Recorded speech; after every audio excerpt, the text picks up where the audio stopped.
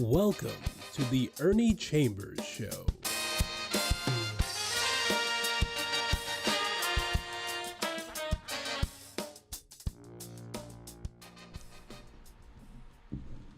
Brothers, sisters, friends, enemies, and neutrals, I'm back, but there's going to be a little different format today. I will answer some questions relative to what a listener wanted to have me answer. So we're going to do that first, and then I'll get into what I usually do, which is my choice. Today's questions are brought to us by Catherine Fleming Bruce, a journalist from South Carolina. She is the CEO of Camelot Excalibur Trust Ltd. And the founder of Collaboration for Community Trust. Catherine's questions are centered around the topic of the need for more Black, Indigenous people of color in our United States Senate. Our first question: what led you to consider electoral politics as a way to make social change in your community? I did run for U.S. Senate one time, but before that, I decided to run for the legislature when I was, at that time, a very young man, because I'd always been involved in the issues confronting our community: segregated schools, lack of employment, housing that was restricted. But there was a senator in the legislature named Edward Danner. He was a union man. He had worked at the packing house. He was doing a very good job, but unfortunately he died. And a Republican appointed another guy whose name was Althouse. We called him Outhouse because he was such a Tom. He had stood on the floor of the legislature and said, if God intended that the white man be in charge, there's nothing we can do but follow along and do what he says. I was so outraged that although I had never thought of running for the legislature, I put my name on the ballot, and as fate would have it, I won. So it was the thing that drove me into politics was the absence of a strong voice at any level, state, local, or county, that spoke for us and the problems that we had. Our next question: what issues were you most concerned about that led you to run for United States Senate? As everybody who has paid attention, even in grade school, knows, each state has 2 senators at the U.S. level, and none of them had ever addressed our issues, those of Black people. In fact, they were very racist, and openly so. The kind of issues that we needed to have addressed were what I already touched on: housing, employment, schools, segregation everywhere. There were not even Black bus drivers. There was no Black person on the fire department, and the police were almost like occupying Gestapo members. The usual things that were confronting the communities of color and Black at that time were the ones we were faced with also. For our third question: what led to your choice of political party to run as their candidate for U.S. Senate? They had qualified as a political party, apparently. Now, party politics was something completely foreign to me. And since they could have a candidate and nobody wanted to be the candidate for them because they favored the rights for the LGBTQ community, although they were just all lumped together as homosexuals. I don't care what a person does with whomever that person chooses, when it's voluntary and at night and doesn't involve me. But since I was approached and asked, would I be their party representative by a young man whom I respected in the community, I said sure, and it'll give me a chance to at least comment, even though nobody is going to debate me. So it gave me a chance to have access to the media in a way that I wouldn't, and there was not even a lot of that because everybody knew there was no chance whatsoever for that party to make any impact on anything. For our fourth question, what were some memorable moments for you as a U.S. Senate candidate? There was only one memorable moment. People wanted to see Bob Kerrey debate Ernie Chambers. So they arranged a debate. Bob Kerrey refused to show up. So I was able to point at the empty podium and say, this is the man who is supposedly strong enough to fight for the interests of the people in this state, yet he's afraid to debate me face to face. That should give you an idea of which of us you ought to vote for. Nevertheless, Bob Kerrey won. So I never had any issues that I expected to deal with as a member of the U.S. Senate because I knew I would never be there. For our fifth question, there have only been a handful of African Americans who have served in the U.S. Senate. What impact do you think this had on our community? With all due respect to those black members of the U.S. Senate who did the very best they could, they had about as much impact on the interests of black people in our communities as a tick would have on the back of an elephant. For our next question, what are your suggestions for mobilizing and organizing to increase the number of African Americans in the U.S. Senate? It is very simple. There's no magic, no mysticism. We have to get enough people to vote for a black candidate. The black people are going to register Democrat. In Nebraska, there has always been an overwhelming number of Republicans, I refer to them as Republicans, vis-a-vis Democrats. So there's no way a Democrat will ever be a U.S. Senator from Nebraska, in my opinion. So that question has no relevancy in the real world. For our last question, should this topic be centered mostly around policy and not so much about identity or representation? That's like asking a mouse who's being pursued by a cat, and he's going to run into a corner, and there are mice and rat traps in that corner. Whatever the policy questions are, in a state like Nebraska, we are not going to be able to elect somebody of our choice. So we could wish and hope and pray all that we choose, but we're not going to have any significant impact. Whatever impact we're going to have will be at the local level. So I guess like that lady said, wishing and hoping and singing and praying. And after you do all of that, it's going to have done no good. We would like to thank our viewer, Catherine Fleming Bruce, for her questions today regarding Senator Chambers running for U.S. Senate in 1988 as a New Alliance Party candidate. If you are a viewer with questions for Senator Chambers, you can email us at ewcfacts@gmail.com. That's ewcfacts@gmail.com. Brothers, sisters, friends, enemies, and neutrals. As Fats Domino say, yes, it's me, and I'm here again. I'm paraphrasing. There are a few things that I want to really get into, and this is going to be a program which is a little different approach for me.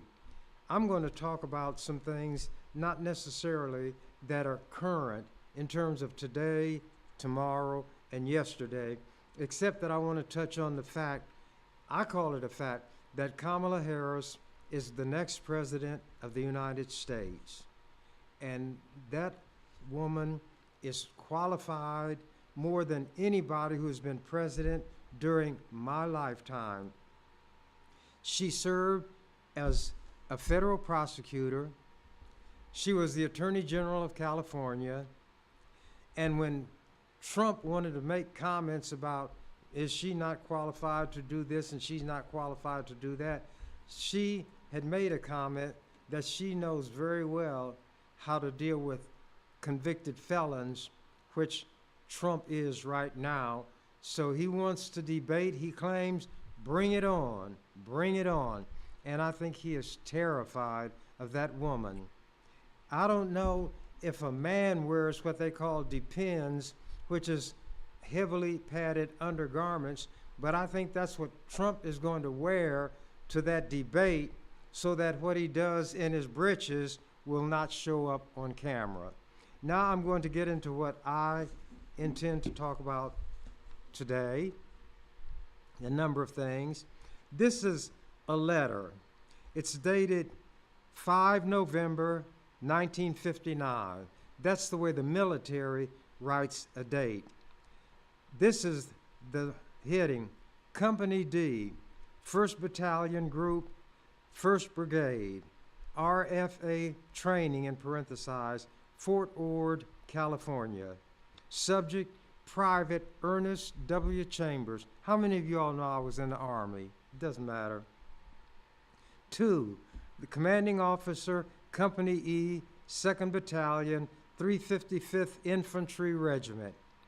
On September 15, 1959, Private Ernest W. Chambers joined this company to complete his second 8 weeks of infantry training.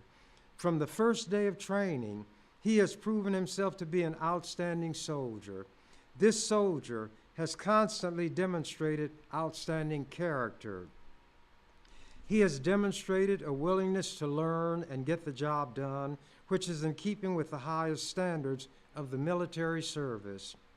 During his second 8 weeks of infantry training, this company has been extremely fortunate to be able to have a soldier of Private Chambers' caliber, and as graduation time comes along, we are indeed sorry to see this young man leave, but at the same time, very happy to have had him with us.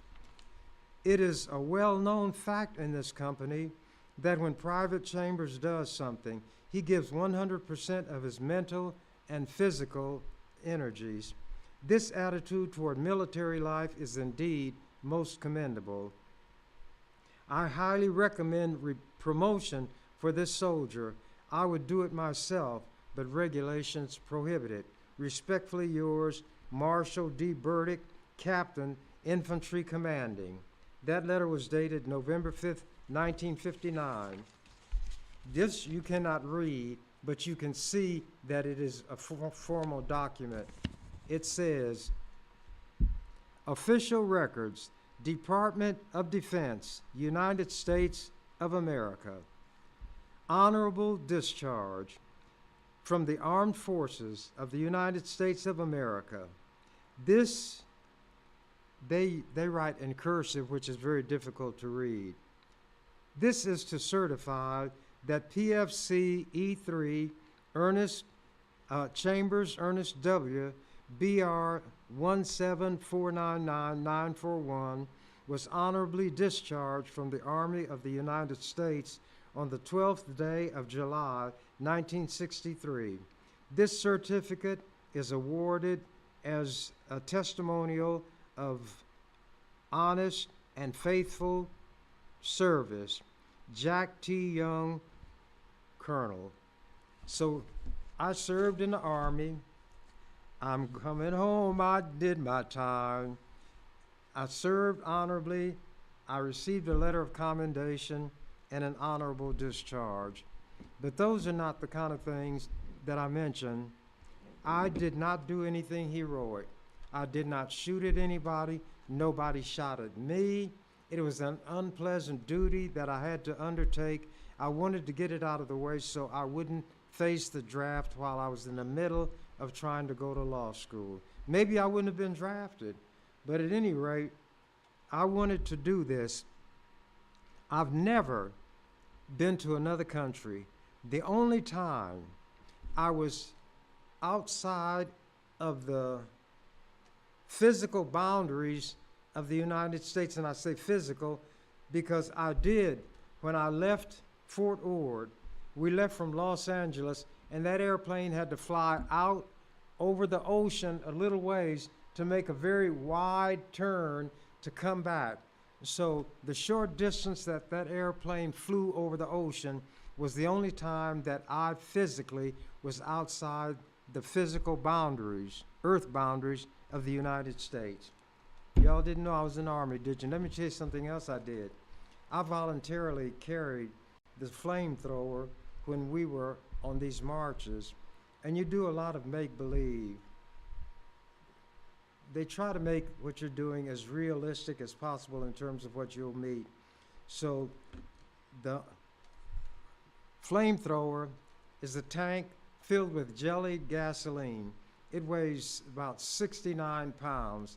It has a flexible cord or tube or hose, and on the end, something like a pistol grip and a trigger. And when you fire that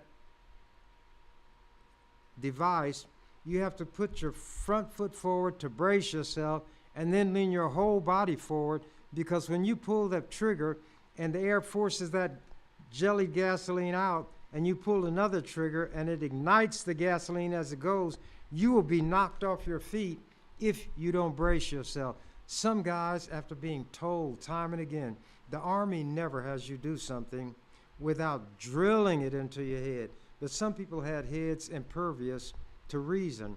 So they take the flamethrower. Unfortunately, we never used it with the jelly gasoline and set it afire. We used it with water. Up it would go and back they would fall, and everybody would roar with laughter, which showed the general level of intelligence of the people who were going into the Army at that time. But nevertheless, when we would go on long marches, I would carry the flamethrower. That impressed the people there, because there was very little that people in the Army volunteered for. My mind was active. I would get bored quickly. I had to have something to occupy my mind. So I carried the flamethrower. Another thing that I did, Fort Ord is kind of on the border of a desert, they were told us, because at night the temperature dropped low enough so that in the morning there was a thin layer or crust of ice over the water.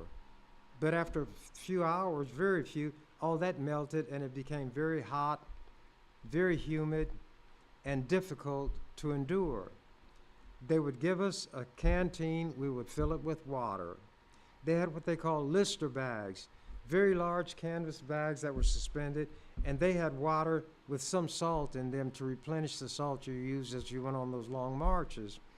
But sometimes they didn't have these bags along with us. We had to learn how to, pardon the expression, husband that water that we had in our canteen, because that would be all we'd have. I was the only black person at that time in that company. There was a Latino, but I was the only black one. So when we took a break, as they had to give us, because the temperature would be in the high 90s, these white guys would be stretched out and lying down, and almost all their water would be gone. And I would take my canteen out, I'd unscrew the cap, and while they were panting, I would pour all that water out. I wouldn't drink the water.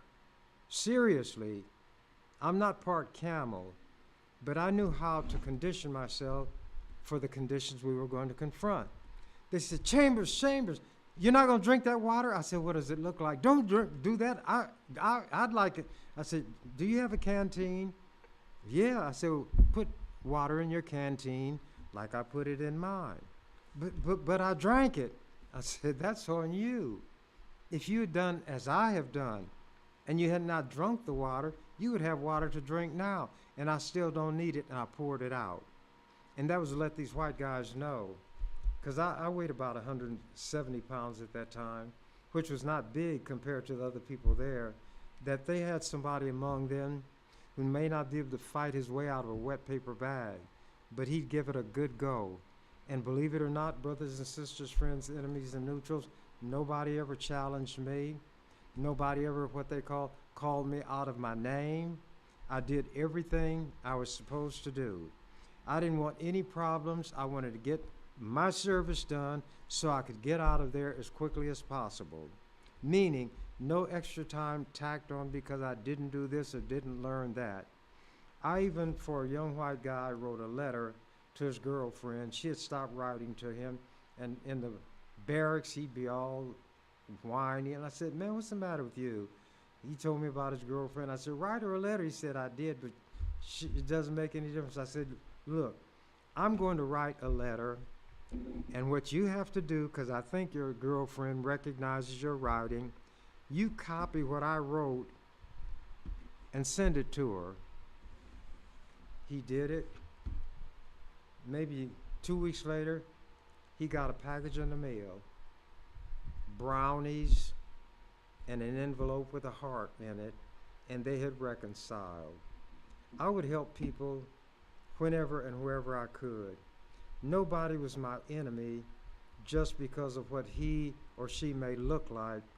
That person would have to have done something to me, or somebody like me, or hurt somebody who was weak in order to make me even have a hostile thought toward them. And my attitude has always been, I'll treat you the way you treat me. But let me put it a different way so it's positive. Nobody can treat me better than I will treat them. And that has always been my credo, even when I was in the legislature. And that's why I put as my occupation in the little booklet they had for us, Defender of the Downtrodden. Now I've got some things that I'm going to read. You didn't know I was going to do that, did you? Well, you learn by watching. This article is called The Art of Politics. It was written in the Lincoln Journal ages ago, March 23rd, 2015. It's titled The Art of Politics. Longtime Nebraska lawmaker flexes second skill, sketching. Nebraska's longest-serving lawmaker drops to one knee and spreads more than 6 sheets of notepaper across the floor of his office. Senator Ernie Chambers points to pencil sketches of a man, a pig, a hairy cyclops. That's the guy, the giant with one eye in his forehead. Behind him sits a box of framed portraits created with a childhood skill. They mean the skill was learned in childhood, not childlike in the way I drew. He is quietly honed during a 40-year legislative career. Between drawn-out committee hearings and floor debates, Chambers has built a sketch art portfolio featuring everyone from Malcolm X to Governor Pete Ricketts. And I happen to have to show you, you can't see it because it's not that large, but I drew more than one picture of Malcolm X. This is one that I drew that the Nebraska Humanities magazine publishers, which was the Nebraska Historical Society, saw and asked me, could they use it on their cover? And I said they certainly could. And what they say on the cover, as an intro to what's in the magazine, inside, autumn activities, literature and Indian culture, Malcolm X, the Lincoln Highway, travels with Cather, and more. By the way, Willa Cather, one of America's best writers, and certainly the best writer from Nebraska, who has a statue now in the Hall of Statues in the State Capitol building, the U.S. Capitol building in Washington, D.C., was a lesbian. Willa Cather, y'all didn't know that, did you? Lots you don't know. Then here's what they put below the picture of Malcolm X that I drew. And this picture was just to get the essence of Malcolm. His expression, the penetrating stare, the intelligent look that he had. On the cover, Portrait of Malcolm X by Ernest Chambers. This drawing was done shortly after Malcolm's assassination in 1965. The Nebraska Historical Society would like to thank Senator Chambers for sharing his personal artwork with our readers. I did a lot of things. They didn't know I could draw. There are things that I do that people don't know, but I don't tell everything I know as soon as I learn it. Going back to this article, talking about my drawing. It's therapeutic, said Chambers, 77. I can say now, a young, spry 77. I watch the pencil and things just flow out of it. words that rhyme, and pictures that shade themselves. Sometimes I'm not even concentrating on making a picture. I'm just putting lines on a sheet of paper, unquote. His fellow lawmakers have taken notice and even asked for copies of some of the work. Chambers of Omaha served 38 years in the Nebraska's one-house legislature before voters enacted term limits that forced him from office. The self-described, quote, defender of the downtrodden, unquote, was elected again in 2012 after sitting out the minimum time required. He is legendary for his repeated attempts to abolish the death penalty, his knack for derailing legislation he opposes, and the sweatshirts and jeans he wears at the Capitol and others suits and amid other suits and ties. In 2007, the left-leaning independent sued God to make a point about frivolous lawsuits. That's not completely correct. The Constitution of Nebraska said that the doors of the courthouse would be open to every man for grievances in terms of his person, his property, and so forth. That's a way of saying that anybody who has a grievance can get into the courthouse. I wanted to show that even a lawsuit against God could be processed as a lawsuit, and it was. And I lost at the lower level. But I lost because the judge said I did not serve the defendant. And furthermore, the defendant can never be served, so this lawsuit is dismissed. I filed an appeal because the Constitution says and court rules that if a lawsuit is dismissed in that fashion because it does not meet the standards of being filed or there was not service, there is nothing that the court can say as far as the merits or the facts of the case. Since this judge had gone further to say that there could never be service, he went beyond merely dismissing it because of a failure to dismiss. So when I filed it to the Supreme Court, they had to accept my appeal. They had to process it. But they also dismissed it, saying that the court does not deal with theoretical questions. So what I could have done was filed it all over again, since what the lower court did was reversed because that judge said more than he should have said. I know what the law is. I follow the law. They don't. But if I'm going to go into your territory and fight you, I want to know as much about you as I can. When I went to Creighton, I was working at the post office. I would work all night sometimes. I'd come up to the law school. In the basement, they had a lounge and a big leather chair where you could stretch out, and I would sleep. I didn't go to class. In fact, I missed the majority of my classes, but they did not have a policy of cutting you out because you missed too many classes. That came into effect because I missed so many classes. But after missing far more than half my classes, guess what happened when we took our final exams? I came out number 4 on the dean's academic list, and the white students were furious. So from then on, they wanted to make sure that I attended class, and if I didn't, then the consequence would be me being cut from a class. So I studied where I am and what the rules are that we will be governed by. If you were in a classroom and the professor called on you and you didn't know the answer, you were excused from that class, I guess to humiliate you and to tell you, go study and know the answer next time. So when they would ask a question, I would kind of fidget and look like I didn't know what was going on, and they would ask me, Senator, I was a senator then, Mr. Chambers. And I'd say, yes. They would ask the question, I'd say, I'm sorry, I don't know the answer. And he said, you know protocol? I'd say, yes, I do. Well, my book was already closed. I walked out, down to the lounge and went to sleep, and I was not marked absent because I had at least come into the classroom.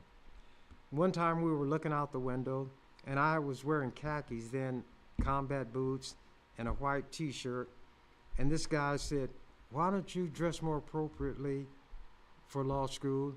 I said, maybe if you would worry less about how I dress and pay more attention to your lessons, you would be on the dean's list just like I was. Because I was number 4 on the dean's list, a large group of them below me could not get on. If I had not been there, about 6 more would have been on the list, but I was a convenient cutoff place because between me, there was not much of a gap between me and the other 3.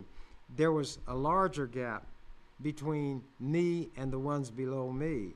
Had I not been there, all of those would have been on the dean's list, so they began to grumble and mumble about me not attending classes. Well, as we progressed through law school, everybody knew the courses would get more difficult, and of course, if I didn't go to school, attend classes, I couldn't answer the questions on the exam. But here's what I knew. If I read those books, any question that was posed, I would be able to answer it. I read English. I understand English when I read it. I read the law books. I read the cases. I understood them. When we were taking our exams, they're in what they call blue books, all paper, but it had a blue cover. I would write my answers quickly and leave. For always the first one to leave, and they were sure I'd flunked. I would always get a high grade. So then they decided to enforce an attendance rule. They didn't put me out of school for being absent too much. They refused to let me register. And I said, I think that is absolutely wrong. Why will you not let me register? The dean said, because you missed so many classes. I said, well, here's what you ought to have done. You should have followed the principles of the law and justice. And soon as I reached the point where I'd missed too many classes, you should have told me that I was out of the class. But you should not have let me take the exams. But you, like everybody else, thought I would flunk, didn't you? So you think now the only way to get me is to head me off at the pass. Well, if you don't let me register, I'm going to make all the noise I can because I never flunked the class while I was at this law school. So they let me back in. I continued to miss classes. I continued to pass on my exams, but then they put a rule in place that if you didn't attend a certain number of classes, you'd be considered to have dropped out and you couldn't go forward. And that's how they were able to keep me from finishing after 2 years. Never flunked a class, never flunked an exam. How did I get out then? Well, a new dean came from Catholic University. I was cutting hair and these white boys came down, and I remember one's name. It was Kingston Cole, and it made me think of Nat King Cole. That's the only reason I remember his name. He said, Ernie, the dean said, because he said, well, your name is like a legend up there. Everybody knows who Ernie Chambers was. I said, oh, they do?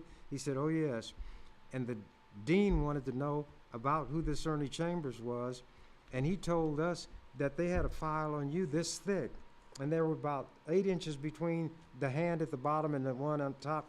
He said, and the dean said, he didn't see anything in all of that paper that would justify them from not letting me finish. I didn't flunk out. I didn't flunk a class. I didn't flunk an exam. The only way they stopped me was by not letting me register. He told us to tell you that if you would come back, you wouldn't have to pay a penny in tuition. You could get any books on any subject you wanted from the bookstore and not pay a penny. You won't have to attend classes, but you'll have to pass your exams. I said, that's what I wanted to do anyway, and that's what I was doing. He let me back in. I took the courses. I didn't attend classes. I passed all of my exams. I passed all of my courses, and I was given my degree. I didn't attend a graduation ceremony, but I have a law degree, a doctor of laws. If you go up and look on the wall of Creighton in that law school, they have a picture of everybody who graduated. No picture of me. I'm an embarrassment to them. They wish I had never been. Here's something else that happened that was insulting. Then the new dean, not the one who let me come back, he left, and another dean guy came taking over, and he called me up to talk. He said, Senator Chambers, not Senator, Mr. Chambers, I have to talk to you. I said, why? He said, you're accused of cheating. I said, cheating? I don't cheat. What? I was speechless. What class did I cheat in? He said, well, Professor Green's course. I said, Pat Green? I said, we were students together. How could I cheat in his course on the exam when it was an open book test? We could bring our book and we could bring notes and whatever else we had. He said, oh, I know you didn't cheat. And then when I talked to Professor Green, he said you couldn't cheat on his class because if you didn't know the answer, you couldn't find it in the book quickly enough, even though you had the book, to answer the questions. I said, well, now, if he told you there was no way for me to cheat, why do you insult me by bringing me up here like this and saying I was accused? This is the way white people are. He said, well, whenever an accusation like that is made, we have to take it up with the person who was accused. I said, that is insulting, and I walked out. I had a bad experience. I had bad experiences with white people all the way. But here's the thing that I learned early on. Learn their rules and beat them at their own game. They hate that I have a law degree from Creighton. They hate that I have an undergraduate degree from Creighton. But in undergraduate school, they didn't care whether I came to class or not. And in fact, I think they preferred it because I would ask questions that the professor could not answer. I was even allowed to sleep in one professor's English class, and I was not every closed eye asleep. So I heard him say, Ernst, he called me Ernst, Ernst knows more asleep than the rest of you all know awake. Wake him up. So I played like I was thinking the guy woke me up. I said, uh-huh. He said, Ernst, we're reading about this play that Hawthorne wrote. It's about the great stone face. What was the name of the person whose great stone face was there? And I gave it. And the professor said, see what I told you? And that's the way it went with me in school. No white person's material was too hard for me to master.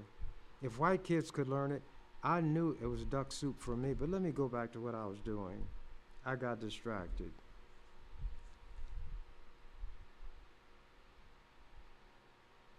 Oh. Chambers said he doodles in committee hearings to fight boredom when familiar issues arise. In the first 45 days of this year's session, he scrawled more than 60 images on sheets the size of a notepad. Chambers tends to draw in committee hearings when the side he favors is testifying, said Senator Adam Moorfield of Lincoln, who serves with him on the Judiciary Committee. When his adversaries speak, Chambers puts down the pen and peppers them with questions. Moorfield said he was amazed by the quality of art which Chambers sometimes combines with poetry and distributes to lawmakers. Quote, I've thought about asking him for one or two, Moorfield said. I call them Ernie Grams. Senator Bob Christ of Omaha noticed Chambers pencil sketching a human eye earlier this year. He sits next to me in the Judiciary Committee at that time. The picture had such depth that Christ asked for a copy to show his wife, a professional oil painter. He captions his drawings with random thoughts. Beneath his cyclops, the one-eyed giant, Chambers wrote, man, oh man, I can't wait for evolution to kick in. Things can only get better. And I had one that said, I drew this picture, and it said, if God was a peanut, would he be afraid of a monkey? Continuing, when Omaha attorney Dave Domina spoke this month in a hearing related to the Keystone XL pipeline, he wasn't just testifying, he was unknowingly posing for a portrait. As Domina argued for tougher regulations on oil pipelines, a bill Chambers introduced, Chambers' pen gave shape to a slender face, suit, and glasses. I did a portrait of him. He's a great multitasker, Christ said. He sits there and draws, but he's always listening to every word of the arguments. Chambers said he started drawing in high school art classes and continued through law school. A law professor noticed his work on a piece of poster board and suggested Chambers pursue a career as an artist. Quote, "In my mind, he was telling me anything he could to get me out of his law school," unquote, Chambers said. His collection features portraits of John Kennedy, Jacqueline Kennedy Onassis, and a smiling young mother with her infant son. And I happen to have this. It might be large enough for you to see. This is the one that they were talking about. Just one of the pictures.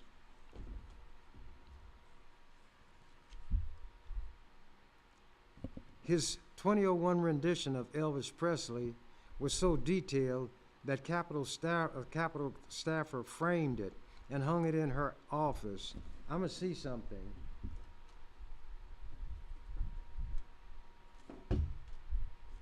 The Boy Scout motto, "Be prepared." Here was the sketch of Elvis Presley. And again, you probably can't make it out very well. But this lady really liked him. I couldn't understand why she liked him so much, but she wanted a picture of him. She didn't know I could draw. And here's what I put on the picture. To Julia, the task of an artist is to transform the mundane into art. The only reason this means anything to me is because it means something to you, talking about the Elvis drawing. If not for that, I would never have drawn this picture. It is for you, it is yours. Ernie Chambers, January 2001. They call him the king of rock and roll. They're out of their mind. But anyway, that was one of the things that the reporter thought enough about to mention in his article. His collection, features John F. Kennedy, Jacqueline Onassis, the infant and his mother, which I showed you. The Elvis Presley was so detailed that a Capitol staffer framed it and hung it in her office. Other sketches are more political or function as social commentary, such as Joe Camel with a skull and a pack of cigarettes. This one was too large for me to bring here. His collection. Despite the praise, Chambers insists he's not an artist but a drawer because he lacks formal training. "What I do is like Burger King. Have it your way," he said. "If some people see it as good art, that's what it is. If people see it as bad art, that is what it is." And like the lady said, so much for that. Actually, the song says, that's all there is to that. And I think I'm going to show you a few drawings that I made. This was one when black people started wearing afros. A man and 3 beautiful black women, 2 side views and 1 straight on. And I know you probably can't make them out very well because there's some distance between me and the camera. And this one, you might can make this out, Rudolph the Red-Nosed Reindeer. And there's a comment on it. And this was drawn in 2016. "To my dear young friend Eva, remember me always. Your friend, Senator Ernie Chambers, November 15th, 2016. Why would I even know this little girl? Because she heard of me, and she liked me, and she wanted her parents to let her come to my office and see me, which she did. And so I drew this picture and gave it to her parents to give to her. And she wanted to come back and pose with me in my office holding that picture. So here's this very young white girl, maybe 7 years old, with a copy of this picture I gave to her. And I did write to her, to my dear young friend Eva, remember me always. There was an article written about me receiving a speech award from the debating class or team at the university, and they had come in 7th or 8th in the nation that year, and the writer said it is no surprise that the young people would give Senator Chambers an award. It talked about how well I spoke, used language that was beautiful and just, and the writer added, Chambers is and always has been a magnet for young people. Young people have not lived long enough, if they're what people call bad, to have been bad on their own. They didn't have a good opportunity to learn. They were not treated well as children, but they hadn't been in the world long enough for me to say that anything they did was bad. They did things that maybe they ought not to have done because it was inappropriate, but I never considered them bad. And the little children knew of me, and although people in this community, some of them don't think much of me, a lot of people in the state don't think much of me, somebody thought enough of me to put me in the 3rd grade history book of all the public schools in Nebraska. And when the little white children would be brought down and they sat in the balconies, they'd see me and they would say audibly, there he is, he's in our book. And they'd have the sergeant at arms say, shh, shh. And I would just look up and I'd smile at them. And they would smile and wave back because I acknowledged them. One time a group of kids came and I sang, I don't sing well, a few words from, I'm trying to think of what, Pink Floyd song, all we are is just another brick in the wall.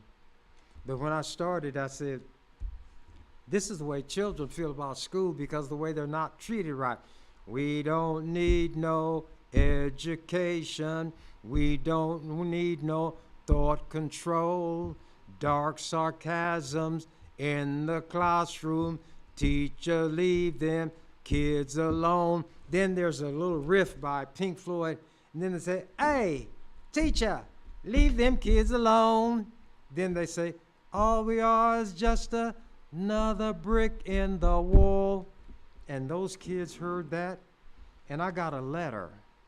And they asked me, would I be the speaker at their graduation class? I went out to that school, and then I got a letter back. And all of the kids in the graduating class signed it.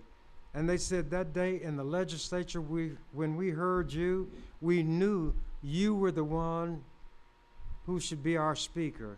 You spoke to us, you spoke for us, and I have that letter. I document everything that I'm saying. People have no idea what I was really doing in that legislature, the impact I had on this state or on the state's children. Now, naturally, I drew a picture of Malcolm X. I couldn't draw pictures of others without drawing Malcolm. But if I'm a drawer, what kind of artist would I be if I didn't draw a picture of myself? This is a picture that I drew of myself. And as Billy Joel sang in Piano Man, when I wore a younger man's clothes, that's the way I saw myself. And as Shakespeare said in one of his plays, so much for that. Because I could draw, and it was known that I could draw, there was going to be a heavyweight championship fight. And these are the guys fighting in other fights. And they wanted an advertisement for that fight. And guess what they wanted? Who was the greatest fighter of all time? Muhammad Ali. And they wanted a picture of Ali. And a young man named Michael Carter was partly promoting, and he asked me would I draw a picture of Ali that they could put in their magazine, a national magazine, advertising that championship fight. And this is the picture that I drew. You all don't know what I can do. A lot of people don't know. Some do. But this is the picture of Muhammad Ali that I drew. And it was put in this magazine, and at the top it says, or at the bottom, portrait drawing by Nebraska State Senator Ernie Chambers. What state senators ever had a picture that he drew a portrait of somebody that wound up in a national boxing magazine where they were advertising, and the fighters, Deontay, the bronze bomber, Wilder, versus Chris the Nightmare Arreola, July 16th in Birmingham, Alabama, in the Legacy Arena. And in the middle of that magazine is my picture of Muhammad Ali. But I didn't just draw a picture of Ali like that. Ali was a man of action. So what I did was to draw a picture of Ali in one of his classic fights. I don't know if you can make this out, but it was of Ali when he put a whipping on Sonny Liston, who everybody feared. Liston could walk into a room and people would begin to shiver and shake. Well, that is a drawing that I made of Ali putting the whipping on the unbeatable Sonny Liston, whom Ali knocked out. Oh, what's that? You didn't know I could draw pictures? Well, I can. And here is one. This is more of a poster. And it shows the then Attorney General. At the top is a man in a prison cell peering out. In one corner is a skull, and off in another corner is an electric chair. And there is a rhyme that goes with it. It said, hangman's noose, electric chair, prison cell, grotesque death's head. Of one who loves such things beware. Though alive, he is morally dead. And his name was Don Stenberg. I did this poster and handed it out. Naturally, he didn't like it, but they know that I'm going to say what I've got to say. Here is something that I didn't put together, but it showed what cops do. And it was done by a national cartoonist named Oliphant. And I couldn't help but put it together. And then I put some words on it, and they're too small to go on here. Failed at everything, feeling inferior, can't get a job anywhere, hate black people, beat your wife, want to be hippies, etc. And there are 4 cops. One is saying, free at last. The second one is saying, free at last. The third one is saying, thank God Almighty. And the fourth one is saying, free at last. And you know whose words those are, don't you? I'm going to scamper right along. At any rate, Father Time has caught me. And I say now what I always say at the end. As the canary said when he discovered that the door to the cage was unlocked and swinging open, I'm out of here. You've been watching The Ernie Chambers Show. If you'd like to leave suggestions, email us at ewcfacts@gmail.com. That's ewcfacts@gmail.com. This is an EWC Communications production.